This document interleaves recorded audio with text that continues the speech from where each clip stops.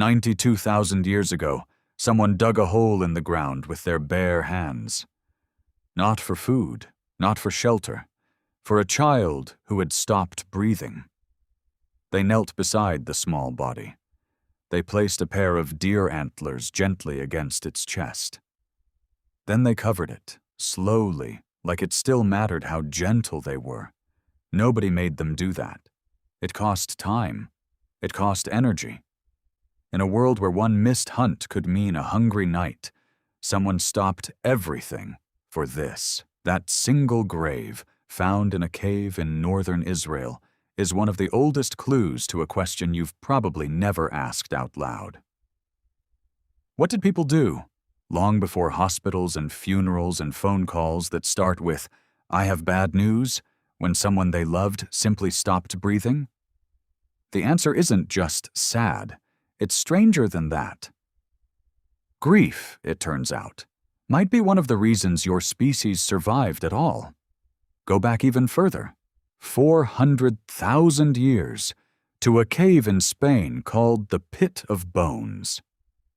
Inside, researchers found 28 bodies stacked in a shaft, and beside them, a stone hand axe that had never once been used. Someone carried it into the darkness and left it there, on purpose, long before language, long before art, long before anything you'd call culture. Something inside that skull was already saying, "This needs a marker. This absence needs meaning. You still have that instinct." When you lay flowers on a grave, you're doing exactly what someone did 400,000 years ago with a stone axe. The object changed. The impulse never did. Here's the twist.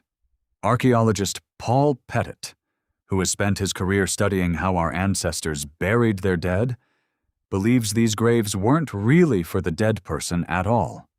They were for the living. Picture a group of 30 people. One death isn't just heartbreak. It's a missing hunter, a missing lookout, a group that can't process that fast enough risks falling apart at the worst possible time. So ritual stepped in and did something almost mechanical. It told everyone, all at once, "Here is how we survive this together." That's why funerals still follow a script today. You know what to wear. You know what to say. You know not to laugh, unless the room gives you permission. That script feels natural because it's ancient, sharpened by every group that ever managed to survive a death without falling apart. But here's the part that should unsettle you. You assume grief looks the same everywhere. It doesn't. Anthropologist Renato Rosaldo once studied how the Ilonggot people of the Philippines grieved, and it looked nothing like sadness. It looked like rage. He didn't fully understand it until he lost his own wife, suddenly, in the field, and felt that same fury rise up in himself. Grief wasn't one universal feeling. The culture around it was shaping the feeling the entire time.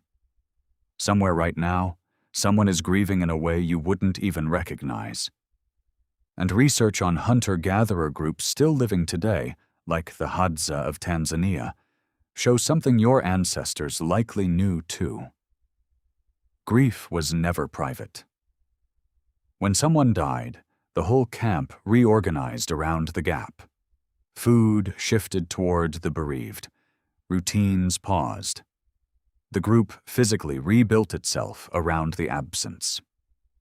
Now compare that to you. 3 days off, if you're lucky, back at your desk.